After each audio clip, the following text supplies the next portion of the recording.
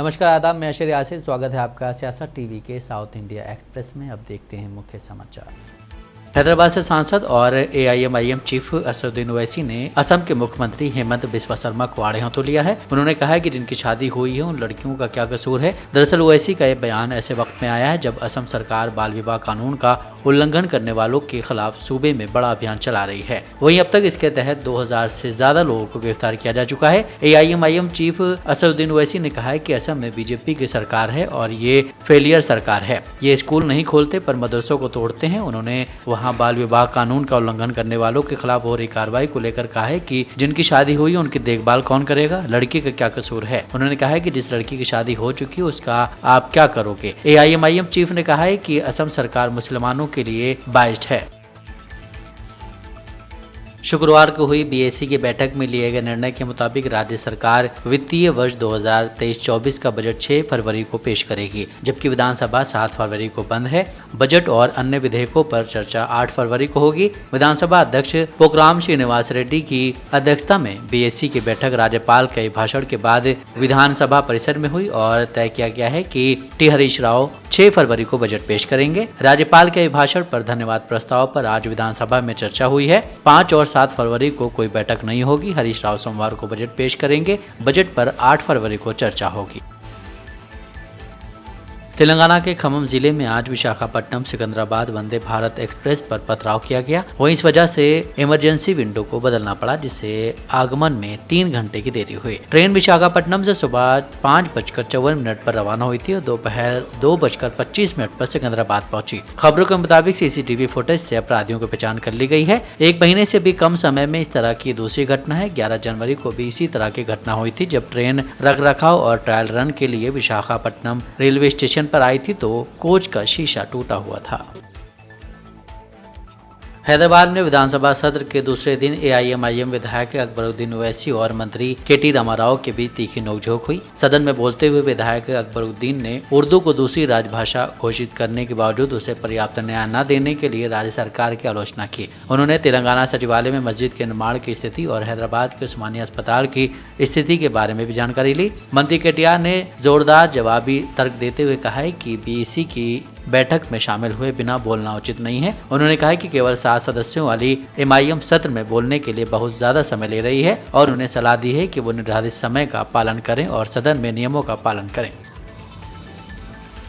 तेलंगाना के मुख्यमंत्री के चंद्रशेखर राव ने आज ओडिशा के बीआरएस नेता और पूर्व विधायक अर्जुन दास की सड़क दुर्घटना में मौत पर शोक व्यक्त किया। सीएम केसीआर ने शोक संतप्त परिवार के सदस्यों के प्रति संवेदना व्यक्त की है। गौरतलब है कि कांग्रेस के पूर्व विधायक अर्जुन चरण दास की आज ओडिशा के जाजपुर जिले में एक सड़क हादसे में मौत हो गई। सूत्रों के मुताबिक पूर्व विधायक मोटरसाइकिल पर यात्रा कर रहे थे जब जिले के बरुहान के पास खारसरोडा नदी पर एक पुल पर एक तेज रफ्तार कार ने दोपहिया वाहन को टक्कर मार दी।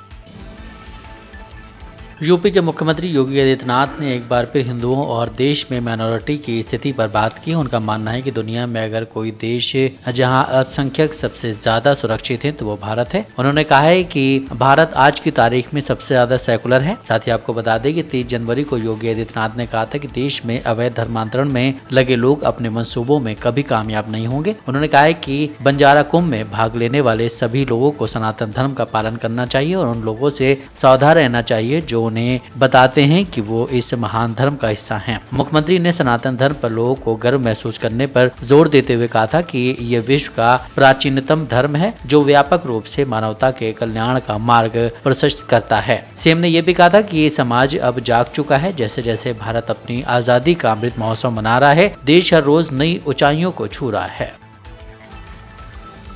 भाजपा ने आज आगामी कर्नाटक विधानसभा चुनाव के लिए केंद्रीय मंत्री धर्मेंद्र प्रधान को अपना प्रभारी नियुक्त किया। पार्टी ने एक बयान में जानकारी दी है। तमिलनाडु भाजपा इकाई के अध्यक्ष के अन्नामलई उच्च दांव वाले चुनावों के लिए सह प्रभारी होंगे, जहां सत्तारूढ़ दल और विपक्षी कांग्रेस दोनों ने अप्रैल मई में होने वाले चुनाव के लिए जनता से मिलने का कार्यक्रम शुरू कर दिया है। पार्टी के दिग्गज धर्मेंद्र प्रधान को पहले भी कई चुनाव को संभालने का जिम्मा सौंपा गया है। एक कुशल राजनेता के रूप में पार्टी में स्थापित हो चुके धर्मेंद्र प्रधान से महत्वपूर्ण दक्षिणी राज्य में सत्ता को बनाए रखने की उम्मीद है। हालांकि स्थानीय नेताओं के आंतरिक मुद्दों को सुलझाते हुए राज्य संगठन को संगठित करना सबसे बड़ी चुनौती होगी।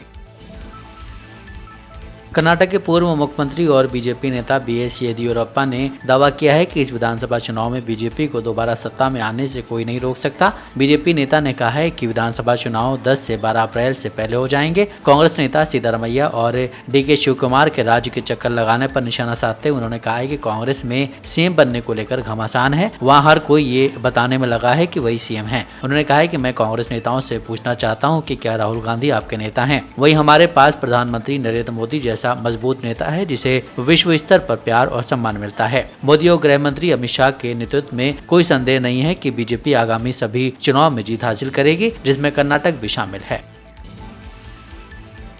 कांग्रेस सांसद शशि थरूर ने केरल के पत्रकार सिद्दीक कप्पन की रिहाई की सराहना की है। कप्पन को उत्तर प्रदेश पुलिस ने अक्टूबर 2020 में हाथरस गैंगरेप मामले के बाद मौके पर जाकर अशांति फैलाने के आरोप में गिरफ्तार किया था। हालांकि उनका कहना था कि वो हाथरस मामले की रिपोर्टिंग करने गए थे, इसे लेकर काफी विवाद खड़ा हो गया था। केंद्र पर भी कई सवाल उठे थे। अब कप्पन की रिहाई के बाद ये सवाल और गंभीर हो गया है। इस मामले को लेकर अब शशि थरूर ने भी केंद्र की आलोचना की है। थरूर ने कहा है कि कप्पन की रिहाई से पता चलता है कि UAPA लोकतंत्र के लिए खतरा है। इसके साथ ही उन्होंने सुप्रीम कोर्ट की पिछले साल की जमानत जेल नहीं टिप्पणी को भी याद दिलाया। उन्होंने कहा है कि गांधी की भूमि में कप्पन के साथ अमानवीय व्यवहार निंदनीय है।